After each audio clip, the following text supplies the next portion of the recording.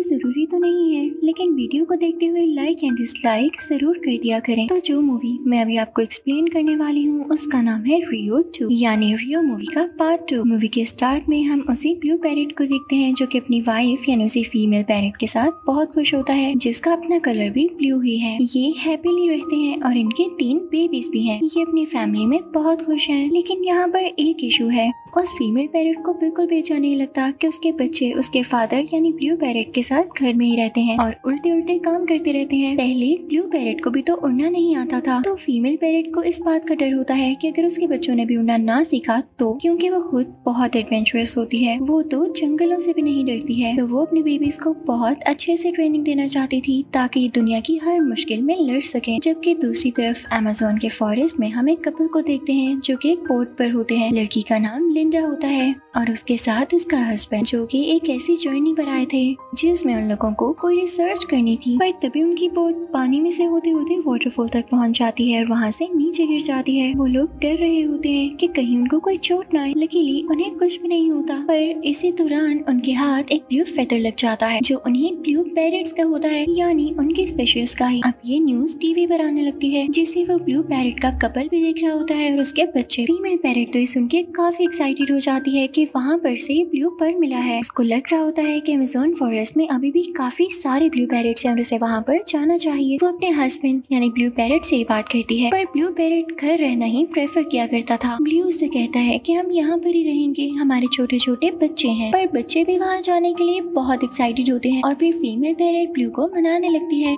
और उसे ब्रेव होने का कहती है। ब्लू अपनी वाइफ यानी फीमेल पैरेट से कहने लगता है कि मैंने अभी रिसेंटली ही तो उड़ना सीखा है, मैं अमेज़न के जंगलों में कैसे उड़ सकता हूँ, मैं जल्द थक जाऊंगा। पर अब तो उसके बच्चे भी उसे फोर्स करने लगते हैं, तो वो अपने लिए कोई ऐसे पहनने वाले पर्ल लाता है जिसमें जीपीएस लगा होता है ताकि उसकी लोकेशन ट्रेस हो सके। अब उधर ही अमेज़न के जंगलात में हम कुछ लकड़हारों का ग्रुप देखते हैं। वो लोग कारपेंट्री करते थे, तो इसके लिए जाहिर सी बात है वो जंगल से लकड़ियां भी काटते होंगे। और लिंडा और उसका हस्बैंड यहाँ पे जिस रिसर्च के लिए आए थे वो ये था कि लकड़ियां किस रेशियो से खत्म हो रही हैं और उनको काटने वाला कौन है। तो अब इन लकड़हारों का ये पर्पस था कि यहाँ से लिंडा और उसके हस्बैंड को भगा दिया जाए, क्योंकि अगर वो लोग यहाँ पर आ गए, रिसर्च कर ली और लकड़हारों को लकड़ियां काटते हुए देख लिया तो ये सारे लकड़हारे तो पक्के फंसेंगे। अब दूसरी तरफ हम उसे फाइट पैरेट को देखते हैं जिसने पहले भी ब्लू को और उसके साथियों को मारने की कोशिश की होती है। उसकी एज भी काफी ज्यादा होती है और अब तो वो उड़ भी नहीं सकता था, पर उसने अपने 2 साथी रखे हुए थे। एक लंबी सी ट्रंक वाला एनिमल था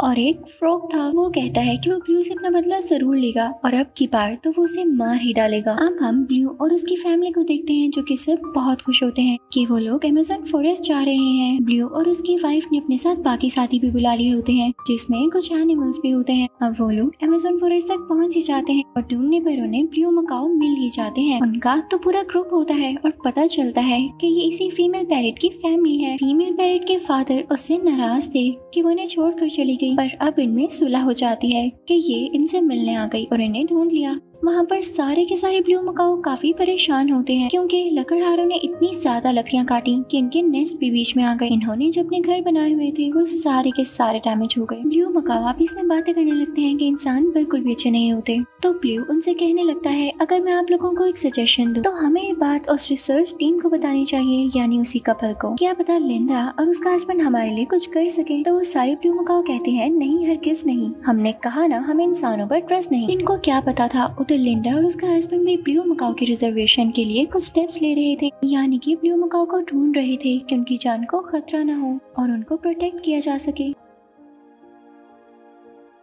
पर एक दिन जब लिंडा और उसका हस्बैंड ब्लू मकाओ पैरेट्स को ढूंढ रहे होते हैं तो लकड़हारे उन्हें आकर पकड़ लेते हैं। अब उधर हम ब्लू को देखते हैं, वो सब ब्लू मकाओ जंगल में होते हैं और अपने अपने लिए फ्रूट्स तोड़ रहे होते हैं। उन्हें काफी तरीका होता है क्योंकि ये शुरू से इसी जंगल में तो रहे हैं, जबकि ब्लू से कुछ भी ठीक से और प्रोफेशनली नहीं हो पा रहा होता क्योंकि वो शुरू से ही किसी का पेट जो रहा था। अब ब्लू अपनी वाइफ यानी उसी फीमेल ब्लू पैरेट से कहता है मैं तुम्हारे लिए अखरोट लेकर आता हूँ। जैसे ही वो अखरोट के दरख्त के पास जाता है तो वो शाख नीचे लटक जाती है। ब्लू ऐसे एरिया में पहुंच जाता है जो उसके ओपोनेंट्स का था, यानी रेड पैरेट्स। वो ब्लू मकाओ पैरेट्स को बिल्कुल भी पसंद नहीं करते थे। वो रेड पैरेट्स बहुत डेंजरस होते हैं। अब वो ब्लू मकाओ से कहने लगते हैं कि एक मैच रखते हैं और कॉल्स करना स्टार्ट कर देते हैं। लेकिन जब ब्लू पैरेट कॉल करने वाला होता है तो वो गलती से दूसरी टीम का कॉल करवा देता है, जिस पर उसे बहुत बुरा लगता है और रिग्रेट भी होता रहता है। अब वो अपनी फैमिली के पास आता है, उनसे माफी मांगता है और उनको बताता है कि वाकई मैं आप लोगों के साथ आगे बढ़ना चाहता हूँ। मैंने आप लोगों की स्किल्स को देखा है।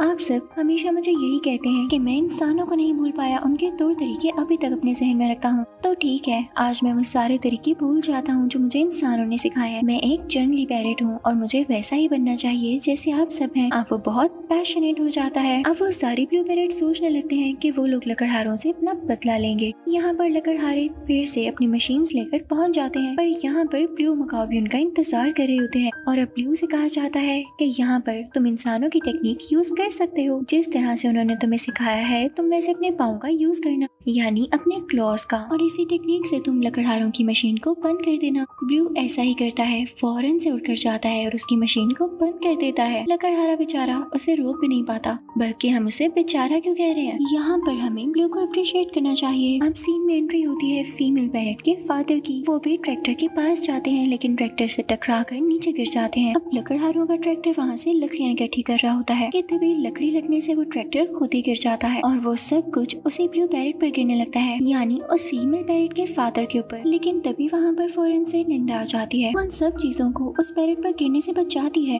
और लिंडा का हस्बैंड आकर उस पैरेट को उठाकर उड़ा देता है। तभी वहाँ पर आ जाता है लकड़हारों का हेड। वो सब दरख्तों के साथ डायनामाइट बांध देता है ताकि दरख्त एक्सप्लोड होकर उड़ जाएं और फिर वो उनको काट कर लकड़ियाँ अपने साथ लेकर जा सके। पर तभी यहाँ पर ब्लू आ जाता है और अपनी चून से रस्सियों को खोलकर डायनामाइट्स को दूर फेंक देता है, जिसकी वजह से हेड को बहुत गुस्सा आता है। लेकिन तभी वहाँ पर वही क्रीपी व्हाइट पैरेट आ जाता है। वो यहाँ पर ब्लू से बदला लेने आया था, यानी अब ब्लू मकाओ फैमिली के दो दुश्मन थे, एक वो सारे लकड़हारे और एक ये व्हाइट पैरेट। वो व्हाइट पैरेट जैसे ही आया था उसने हेड को धक्का दे दिया था, जिसकी वजह से लकड़हारों का हेड नीचे गिर जाता है, क्योंकि वो व्हाइट पैरेट चाहता था कि वो खुद ब्लू को मारे। और अब व्हाइट पैरेट एक स्नेक को छोड़ देता है जो कि सीधा उसी हेड की तरफ जा रहा होता है और वो खुद चल पड़ता है ब्लू को मारने के लिए। अब वो व्हाइट पैरेट ब्लू को पकड़ लेता है। यहाँ पर उस पॉइजनस फ्रॉग का ये काम था कि वो इन पर जहर छोड़ेगी, तो वो एनिमल की बॉडी से एक कांटा निकालती है और उस पर अपना जहर लगाकर उनकी तरफ फेंकती है ताकि ये ब्लू पैरेट को लगे और वो मर जाए। पर गलती से उसका एंगल चेंज हो जाता है और वो कांटा सीधा उसी व्हाइट पैरेट को जाकर लगता है। लेकिन ये क्या, उस पर तो जहर का कोई असर ही नहीं होता। या असल बात आप ये कह लें कि उस पिंक फ्रॉग में कोई जहर नहीं था। जब फ्रॉग को ये पता चलता है कि भाई अब उसकी तो इंसल्ट होने वाली है, तो वो व्हाइट पैरेट को अपने साथ वहाँ से ले जाती है, क्योंकि अब व्हाइट पैरेट अकेला तो कुछ कर नहीं सकता था, वो इतना कमजोर जो था। और जब अब उसके पास भी जहर नहीं तो क्या फायदा। हम लिंडा और उसके हस्बैंड को देखते हैं जिन्हें पैरेट्स ने लकड़हारों के जंगल से बचा लिया होता है, यानी उनकी कैद से फ्री कर दिया होता है। वो सब बहुत खुश होते हैं, फोन पर डांस कर रहे होते हैं और वो ये डिसाइड करते हैं कि वो सब मिलकर अमेज़न फॉरेस्ट ही रहेंगे, चाहे वो ब्लू की फैमिली ही क्यों ना हो। अब यहाँ पर फीमेल पैरेट का फादर भी कहता है मुझे लिंडा और उसके हस्बैंड को देख के अब इंसानों से नफरत नहीं रही, मैं अपना पर्सपेक्टिव बदल रहा हूँ, सभी इंसान एक जैसे नहीं होते। इसके बाद वो सबसे गले मिलता है और वो सब बहुत खुश हो जाते हैं। इसके साथ साथ एनिमल राइट्स वाले उस व्हाइट पैरेट और फ्रॉग को रियो भेज देते हैं ताकि इन पर पढ़ा जाए कि ये असल में है क्या और इनके माइंड में इतनी इविल बातें क्यों हैं, क्योंकि भाई पैरेट्स को तो क्यूट और अच्छा होना चाहिए। इसी के साथ ये मूवी यहीं पर खत्म हो जाती है। Thank you for watching.